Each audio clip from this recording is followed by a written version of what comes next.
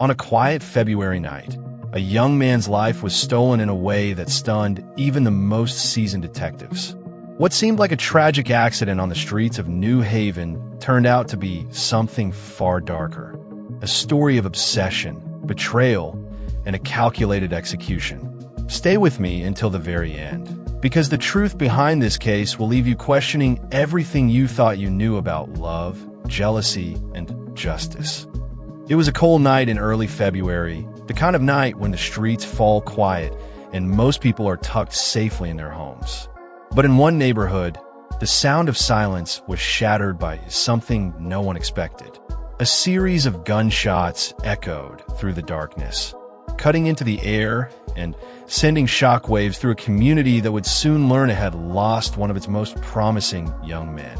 What began as a quiet Saturday evening in New Haven, Connecticut, would spiral into a story of obsession, betrayal, and tragedy that captured national attention and left investigators piecing together a puzzle that seemed almost unimaginable.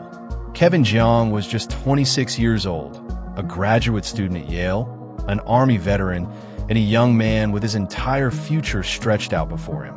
In fact, just 1 week earlier, he had joyfully announced his engagement to the woman he loved. His life was on an upward path filled with hope and happiness. But within minutes on that February night, everything was ripped away in a storm of bullets that left his friends, family, and the Yale community in disbelief. This isn't just a story about a murder. It's a story about how a young man's bright future collided with the dark obsession of another. It's about the painstaking investigation that followed, the search for a killer who thought he could outsmart police, and the haunting questions that linger even now. It all began with a series of strange events months before Kevin's death. In December of 2020, reports of gunfire started trickling in from different neighborhoods in New Haven. The home was struck multiple times, though no one inside was hurt. Officers found .45 caliber shell casings littering the scene. Then, in January, another shooting. Weeks later, yet another. By February, 4 separate shootings had taken place. Each time, the same calling card, .45 caliber casings. Residents were growing nervous, police were concerned, and yet no one could explain why these homes were being targeted. Then came February 6, 2021. Just after 8 p.m., residents heard what sounded like a car accident near Lawrence and Nickel Street. Moments later, the crack of gunfire tore through the night. When officers arrived, they found a man lying motionless in the street. He had been shot multiple times, his body left just feet from his car, a Toyota Prius still idling with its hazard lights flashing. That man was Kevin Jeong. He had been shot at close range, execution style, and the scene was littered with 8.45 caliber shell casings. Kevin's car showed damage to the back bumper, a faint imprint suggesting it had been struck by another vehicle. Witnesses later told investigators they had heard a crash, seen Kevin step out of his car, and then watched as a dark-colored SUV pulled away just as gunshots rang out. Others described seeing a man standing over Kevin's body, continuing to fire even after he was down. This wasn't random. This was personal. Detectives David Zeski and Stephen Cunningham were among the first to piece the scene together. They noticed stippling on Kevin's skin, the burn marks left behind when a gun is fired at close range. Kevin had been confronted, struck down, and then shot again as he lay helpless on the ground. Whoever did this wanted to make sure he didn't survive. The question was why. Kevin wasn't the type of person you'd expect to be the target of such violence. Born in Chicago, raised by a devoted mother who had sacrificed everything for him, he had faced bullying as a child but grown into a confident, kind, and deeply religious young man. He joined the Army National Guard, studied environmental science, and enrolled at Yale's prestigious School of the Environment. By all accounts, he was humble, hardworking, and filled with love for life. His mother Linda relied on him, and he had made it his mission to care for her in return. And then there was Zion Perry, the woman he had recently proposed to. They met at a Christian retreat, bonded over faith and science, and quickly became inseparable. Just days before his death, Zion had said yes to his marriage proposal, and Kevin proudly shared the news on social media. He was so full of joy, telling everyone he could about the love of his life. To those who knew him, it seemed Kevin was living in the happiest season of his life. So why was he killed? At first, detectives considered road rage. Maybe the fender bender had escalated into violence. But the sheer number of shots fired and the cold, calculated way Kevin was executed made that unlikely. This wasn't an impulsive act of anger. It was something else, something deeper. As investigators dug into Kevin's life, they found no enemies, no debts, no shady dealings. He was, in every way, the picture of an innocent victim.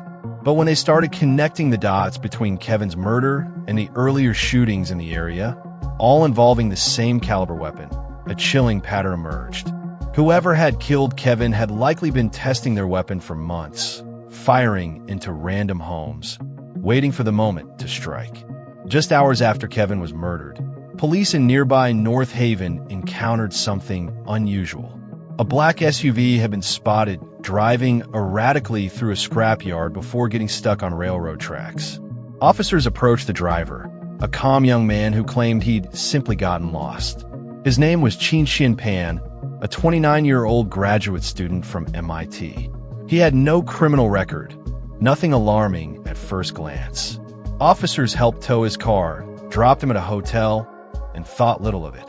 But the next morning, workers at a nearby restaurant found bags left behind in the grass. Inside were ammunition, a handgun, and a yellow jacket that matched the one officers had seen in Pan's car. That gun was a .45 caliber, the same caliber used in the shootings, the same caliber used to kill Kevin. Investigators soon discovered that Pan wasn't just some lost student.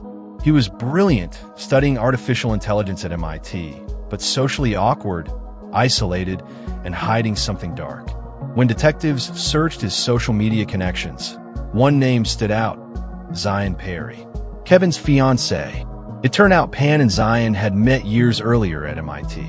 They weren't close, just acquaintances, but Pan had quietly developed an unhealthy obsession with her. He had reached out to her online, asked to FaceTime, tried to keep a connection alive that Zion had politely declined. When Zion got engaged to Kevin, she posted the news publicly, filled with joy. And somewhere hundreds of miles away, Pan saw it. Investigators began to believe that Pan's jealousy and obsession drove him to target Kevin, the man who had won Zion's heart. The more they learned, the darker it became.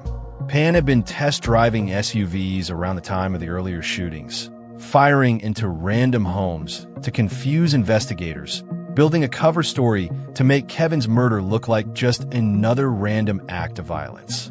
But it wasn't random. It was targeted. It was planned. After Kevin's murder, Pan vanished.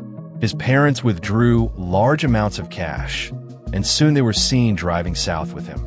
At one point, they claimed he simply got out of the car and disappeared.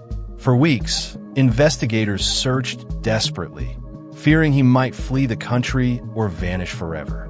His parents, wealthy with connections overseas, seemed willing to do whatever it took to help him point to. The manhunt stretched across states. Surveillance caught glimpses of him. His parents were seen buying electronics, renting cars, always one step ahead. Rumors swirled that Pan had taken his own life, but investigators didn't buy it. They believed he was hiding, and they were right. Months later, a break finally came. Marshals tracked phone calls from Pan's mother to a boarding house near Alabama State University. Surrounding the building, they moved in. When they knocked on the door, Pan stepped out calmly and admitted who he was. On him, they found nearly $20,000 in cash, multiple phones, SIM cards, and his father's passport. He had been living like a fugitive, preparing to vanish completely. The evidence against him was overwhelming. DNA linked him to the gun and ammunition. Kevin's blood was found on his belongings. The imprint on Kevin's car bumper matched the license plate bracket of the SUV Pan had been driving. Investigators believe he had staged the fender bender that night just to force Kevin out of his car. And then, consumed by rage and jealousy, he opened fire. Pan eventually pled guilty to murder agreeing to serve 35 years in prison. At his sentencing, Kevin's family and friends poured their hearts out in grief. His mother, Linda, wept as she described the dreams she'd had for her son. Dreams of marriage, grandchildren, a future filled with joy. All of it stolen. Zion, heartbroken but strong, spoke directly to Pan, offering words of mercy even in her pain. She prayed for him, even as she mourned the man she loved. In the end, Pan never fully explained why he did it.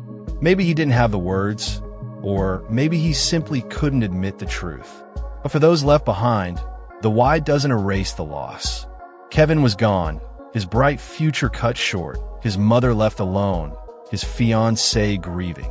Yet those who knew him say Kevin's story doesn't end with his death. They remember his kindness, his faith, his love for life. They believe he would have forgiven Pan, even for something so terrible. And they carry his memory forward, determined to live with the same joy and dedication he showed every day. This case isn't just about a crime. It's about how fragile life can be, how obsession can destroy, and how love and forgiveness can shine even in the darkest moments. So as you sit with this story tonight, think about Kevin, a young man who dreamed of making the world better, who loved deeply, who gave so much to those around him. His life was stolen, but his spirit endures in the lives he touched. And maybe that's the lesson we can all take with us, to cherish the time we have, to love fiercely, and to never let darkness snuff out the light we bring into the world. Because in the end, Kevin's story is not just about how he died. It's about how he lived. Kevin's story reminds us how fragile life can be, and how quickly it can be stolen by someone consumed with darkness. His killer thought he could escape justice, but the truth always has a way of coming to light. What do you think drives someone to destroy another person's happiness out of pure jealousy? Let me know your thoughts in the comments below. And if you want more true crime stories like this, make sure to subscribe and stay with us, because the next case may be even more shocking than this one.